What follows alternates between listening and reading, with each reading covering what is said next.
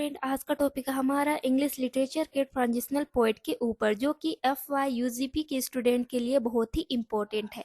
Transitional poet होते क्या है? तो जो भी ट्रांजिशनल एज के पोएट है जिन्होंने अपना वर्क लिखा इस टाइम पीरियड पे, उन्हें ही हम ट्रांजिशनल पोएट के नाम से जानते हैं। Now let's start the topic. अब हम यहाँ पे जानेंगे ट्रांजिशनल पोइट और उनके कैरेक्टरिस्टिक्स के बारे में। उससे पहले हम देखते हैं कि ट्रांजिशनल एज के और भी अलग अलग नेम है। तो मेनली इसके 3 नेम है। यहाँ पे देखिए, the age of sensibility, age of Samuel Johnson and transitional as.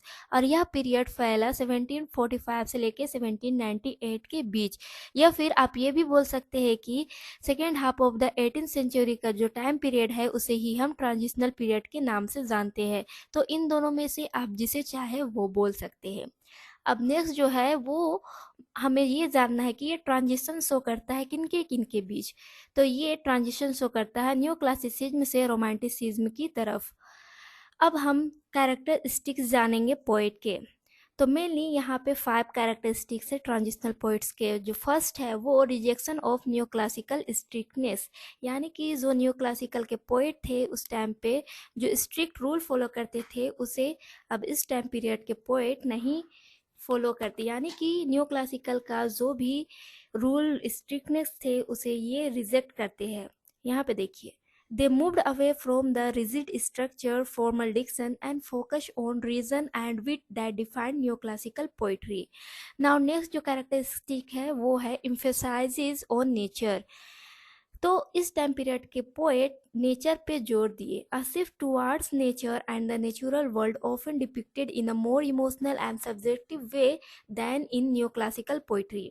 जैसे कि न्यू क्लासिकल पोइट्री में नेचर का कोई प्लेस नहीं था, बट इस टाइम के पीरियड ने इसके ऊपर जोर दिया। उन्होंने अपने पोइट्री में नेचर को शो किए। नाउ नेक्स्ट जो कैरेक्टरिस्टिक्स है वो है इन्फ्लुएंस ऑफ सेंसिबिलिटी। तो ट्रांजिशनल पोएट सेंसिबिलिटी से बहुत ज़्यादा प्रभावित हुए। यहाँ पे देखिए, the period show N increased focus on feeling, emotion and a sense of empathy often toward the less fortunate, यानी कि फीलिंग, इमोशन और सेंस ऑफ एम्पैथी इस तरीके के जो भी थे उनके ऊपर इन्होंने मेन फोकस किया। तो इस टाइम पीरियड के पोएट सेंसिबिलिटी से बहुत ही ज़्यादा प्रभावित हुए। नाउ नेक्स्ट कैरेक्टरिस्टिक्स है वो है सब्जेक्टिविटी एंड इंडिविजुअलिज्म। तो देखिए क्या कहा जा रहा है कि their poetry become more personal and focused on individual perspectives rather than adhering to universal और सोसाइटल नॉर्म्स, यानी कि इस टाइम पीरियड के पोएट का जो भी वर्क होता था वो बहुत ही ज़्यादा पर्सनल होता था और वो फोकस्ड करते थे इंडिविजुअल पर्सपेक्टिव्स के ऊपर, ना कि वे यूनिवर्सल और सोसाइटल नॉर्म्स को दिखलाने में फोकस करते थे। तो उनका मेन जो फोकस था वो पर्सनल और इंडिविजुअल पर्सपेक्टिव को शो करना था। अब नेक्स्ट जो है वो है फ्रीयर फॉर्म्स एंड वोल्डर लैंग्वेज, यानी कि इस टाइम के जो पोएट है वो अपने राइटिंग में राइटिंग स्टाइल उनका था बिल्कुल फ्रीयर फॉर्म, यानी कि वो कोई भी एक कॉम्प्लेक्स स्ट्रक्चर का रूल फॉलो नहीं करते थे। यहाँ पे देखिए, they experimented with different poetic forms and broke away from the strict poetic diction of new classical poetry using more natural and vibrant language. वही चीज़ कहा जा रहा है कि इस टाइम पीरियड के जो पोएट थे वे जो भी पोएटिक फॉर्म्स और जो भी स्ट्रिक्ट पोएटिक डिक्शन होते थे न्यू क्लासिकल पोइट्री में, वो सबको ये नहीं माने और इन्होंने यूज़ किया नेचुरल और vibrant language. Now next characteristics है sense of wonder and mystery. Their poems often conveyed a sense of mystery and wonder reflecting a growing romantic sensibility. तो इसके ऊपर भी इन्होंने अपना वर्क को जोड़ दिया। तो ये थे ट्रांजिशनल पोइट के कैरेक्टरिस्टिक्स। उन्होंने इन सब को अपने पोइट्री में शामिल किया। इस तरीके से ये कैरेक्टरिस्टिक्स बाद में जन्म देते हैं रोमांटिसिज्म को। आप देखे होंगे कि किस तरीके से पहले न्यू क्लासिकल एज आता है, उसके बाद रोमांटिक पीरियड आता है। नाउ नेक्स्ट अब हम बात करेंगे ट्रांजिशनल पोइट के ऊपर। तो ट्रांजिशनल पोइट कौन कौन थे इस टाइम पीरियड के, उनको देखते हैं। सबसे पहले तो देखिए, transitional poets in English literature are those who bridge the gap between the new classical and romantic periods. यानी कि जो ट्रांजिशनल पोइट हुए, उन्होंने एक ब्रिज की तरह काम किया न्यू क्लासिकल और रोमांटिक पीरियड के बीच में। इनके इसमें नोटेबल एग्जाम्पल है पोइट के, वे है William copper, Thomas Gray, Oliver gold Smith, Robert Burns and William Blake. अब यहाँ इनके बारे में थोड़ा थोड़ा डिटेल में देखते हैं। Here some more detail look at these poets and why they are considered transitional. तो फर्स्ट है विलियम कॉपर, 1731 से लेके 1800 तक रहे। Cowper is often seen as a transitional figure between the new classical and romantic periods. His poetry, particularly the task, explore themes of nature and rural life, foreshadowing the romantic focus on the subjects while still maintaining some neoclassical formality. तो इनके work जिसमें देखिए the task में इन्होंने new classical का जो भी rule थे उनको, और साथ ही साथ रोमांटिक पीरियड के जो भी रूल थे उनको मेंटेन करते हुए इन्होंने चला। नेक्स्ट, थॉमस ग्रे, 1716 से लेके 1771। Gray's poetry like elegy written in a country churchyard blends neoclassical elements with emerging romantic sensibility.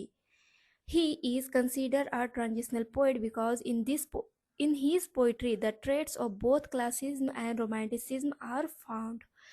तो थॉमस ग्रे का जो ये वर्क है elegy written in a country church yard, इसमें न्यू क्लासिकल एलिमेंट के साथ साथ रोमांटिक सेंसिबिलिटी मिक्स है, जिस कारण से ये ट्रांजिशनल पोएट माने गए, क्योंकि इन्होंने क्लासिसिज्म और रोमांटिसिज्म दोनों को ही मिक्स करके अपने पोएट्री में चले। नेक्स्ट, ओलिवर गोल्ड स्मिथ, ये भी ट्रांजिशनल पोएट है। यहाँ पे देखिए, Goldsmith work such as the deserted village demonstrates a shift towards a more sentimental and natural focused style, moving away from the purely rational and formal neoclassical approach. तो जो rational और formal type का जो भी structure था new classical time period में, उसे इन्होंने अपने वर्क में बिल्कुल भी शामिल नहीं किया, और इन्होंने मूव किया सेंटिमेंटल जैसे एलिमेंट के ऊपर, और ये फोकस किए नेचर और नेचुरल स्टाइल के ऊपर। Now next, Robert Burns, 1759 to 1796. Burns, with his use of Scottish dialect and focus on folk themes and emotions, represent a transition toward romanticism. तो रॉबर्ट बर्न्स का जो मेन फोकस किए उन्होंने फोक theme और emotions को अपने वर्क में represent किए, जिससे कि ये ट्रांजिशन शो किया रोमांटिसिज्म की तरफ। Now next, William Blake, 1757 to 1827. Blake's poetry and art, with their mystical and visionary content, are often seen as a bridge between the Enlightenment and Romantic period. तो इनका भी वर्क एक bridge की तरह काम किया, किनके बीच, इनलाइटमेंट और रोमांटिक पीरियड के बीच में। Transitional poets from the neoclassical to romantic era are key figures who either began within the neoclassical tradition and later evolved, or whose work were in between these two dominant literary movements. तो transitional as के time period के जो poet थे वो किस तरीके से, आप देखें कि न्यू क्लासिकल से रोमांटिसिज्म की तरफ बढ़ने में मदद दिए अपने वर्क के थ्रू, और उनके वर्क बिल्कुल एक ब्रिज की तरह काम करते हैं न्यू क्लासिकल और रोमांटिक एरा के बीच में। कंक्लूजन की बात करते हैं तो यहाँ पे देखिए, this poets often blending the classical ideal of order, reason and formal structure with earlier expressions of personal feelings, nature and imagination, laid the groundwork for the more dramatic shift towards romanticism in the early 19th century. Their work stands a bridge between the intellectual rationalism of the neoclassical period and the emotional imaginative fervor of romanticism. तो ये सारे चीज़ थे transitional poet के। जिन्होंने help किया transition में, यानी कि न्यू क्लासिसिज्म से रोमांटिसिज्म की तरफ ट्रांजिशन में ट्रांजिशनल पोइट ने बहुत ही ज़्यादा मदद की है। उन्होंने अपने वर्क के थ्रू इन दो एज के बीच ब्रिज का काम किया। तो ये थे ट्रांजिशनल पोइट के बारे में। इस चैप्टर में हम मेनली डिस्कस्ड किए हैं ट्रांजिशनल पोइट और उनके वर्क के कैरेक्टरिस्टिक्स के बारे में। आई होप अब आपको समझ में आ गए होंगे। Thank you.